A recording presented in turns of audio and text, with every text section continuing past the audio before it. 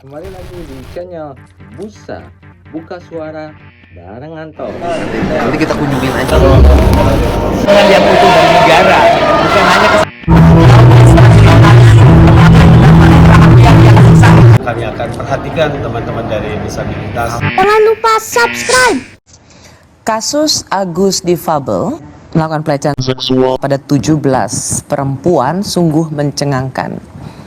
Setelah berhasil mengumpulkan sejumlah alat bukti dan memeriksa 5 orang saksi dan sejumlah korban, akhirnya Agus difabel ditetapkan sebagai tersangka. Di Reskrimum Polda Nusa Tenggara Barat kemudian menggelar rekonstruksi pada Rabu 11 Desember lalu. Saya bersama Ade Latifa, pendamping korban yang juga aktivis Senyum Puan, tentang kemampuan pelaku atau Agus difabel yang menampilkan dirinya bisa sangat berbeda-beda. Dari seorang yang sangat lemah, bernasib malang sebagai seorang yang difabel, tunadaksa, diremehkan, dilecehkan, menimbulkan empati, dan kemudian dia menampilkan diri sebagai sosok yang bisa menolong. Halaman-halaman kepribadian inilah yang menjadi dalam tanda kutip mantra atau kemampuan dia melemahkan perempuan. Ini yang menampilkan sebagai seseorang yang sangat manipulatif.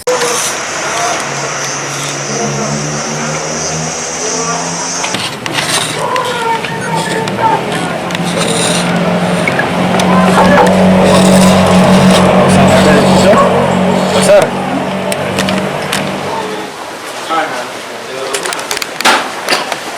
Terus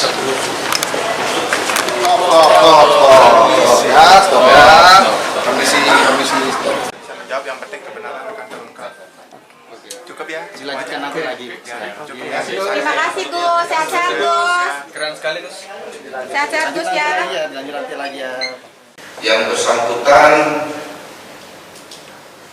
akan ditahan rutan, yaitu di lembaga pemasyarakatan Lapas kelas 2A Kuripan, Lombok Barat. Yang bersangkutan juga terpenuhi syarat objektif dan subjektif dapat mempertanggungjawabkan perbuatannya. Halo semuanya, sahabat Busa Buka Suara bareng Anto. Di episode pertama kali ini kita akan membahas tentang kasus yang sedang naik nih, yaitu seorang disabilitas yang terkena kasus hukum dan kondisinya menangis histeris saat ditangkap oleh pihak kepolisian karena harus ditahan dari sebelumnya tahanan rumah menjadi tahanan yang masuk ke lapas.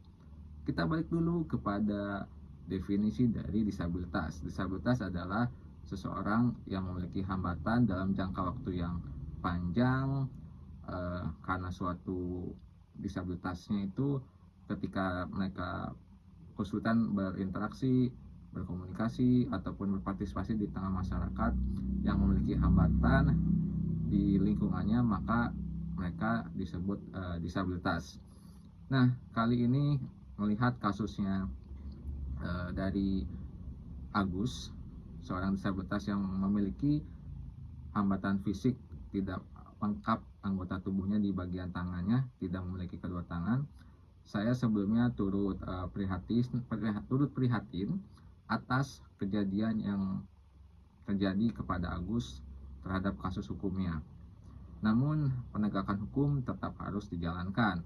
Saat ini hukum sudah memiliki aturan yang tegas, aturan yang kuat untuk disabilitas saat berbenturan terhadap hukum, baik itu disabilitasnya sebagai seorang saksi, sebagai seorang korban, ataupun sebagai pelaku. Maka di situ ada aturan yang jelasnya supaya disabilitas itu mendapatkan hak-hak dalam perlindungan hukumnya, atau ada juga nanti pendampingan dari komunitas disabilitas misalkan, atau pendampingan hukumnya terhadap disabilitas supaya tidak mendapatkan diskriminasi. Nah, sebelumnya saya cukup miris terkait kondisi yang dialami. Kenapa? disabilitas itu saat ini sudah terlalu banyak stigma negatif yang tertuju kepada disabilitasnya. Banyak disabilitas yang banyak disabilitas yang banyak disabilitas yang belum memiliki potensi untuk keluar rumah, berpartisipasi, belum banyak memunculkan karya-karya ataupun kondisi-kondisi yang berprestasi yang dikeluarkan. Namun saat ini dengan adanya kejadian ini, stigma negatif makin hangat diperbincangkan oleh masyarakat tentunya.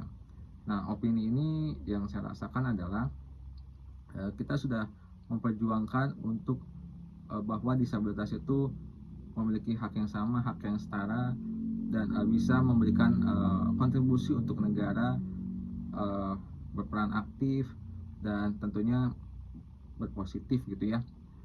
Namun kalau kita kembali ke masalah kasus hukum, biasanya tuh disabilitas itu malah jadi korban ataupun jadi saksi, kebanyakannya seperti itu. Itu pun belum banyak kasus yang diangkat. Nah, mungkin kasus-kasus tindakan hukum sebagai pelaku mungkin ada, tapi yang baru terangkat mungkin kasusnya Agus ini ya. Nah, semoga aparat hukum bisa memfasilitasi, memberikan akomodasi yang layak kepada Agus, walaupun Agus sempat merasa sedih dan menurut pemberitaan menangis histeris karena dia harus terbiasa didampingi oleh seorang ibunya untuk kesehariannya. Nah, ini menjadi pekerjaan rumah untuk penegak hukum berani mengambil kebijakan, keputusan yang tepat apa yang harus dijalankan. Namun kalau menurut opini saya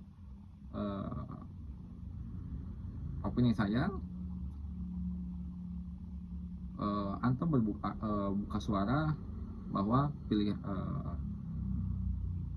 opini saya buka suara terhadap kasusnya Agus ini, menurut saya itu sudah tepat dan sudah bisa dijalankan oleh aparat penegak hukum, pengadilan dan sebagainya untuk melanjutkan kasus ini agar tidak ada lagi pelaku dari disabilitas, dan disabilitas pun harus taat terhadap peraturan dan untuk tidak melakukan tindakan pidana apapun yang nantinya tentunya akan merugikan dari disabilitasnya itu sendiri dan merugikan nama besar ataupun teman-teman disabilitas lainnya yang saat ini sedang memperjuangkan.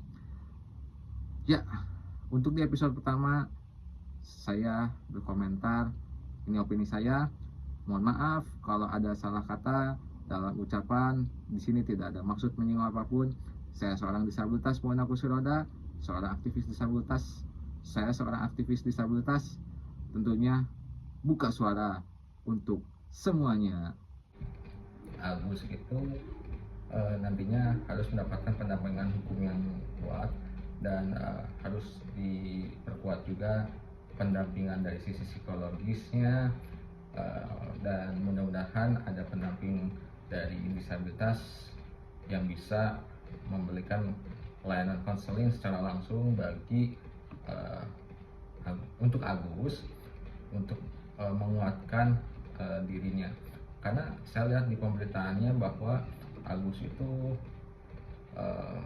akan melakukan tindakan yang di luar dugaan, dan semoga jangan sampai ada hal tersebut karena nanti tambah membuat citra disabilitas itu semakin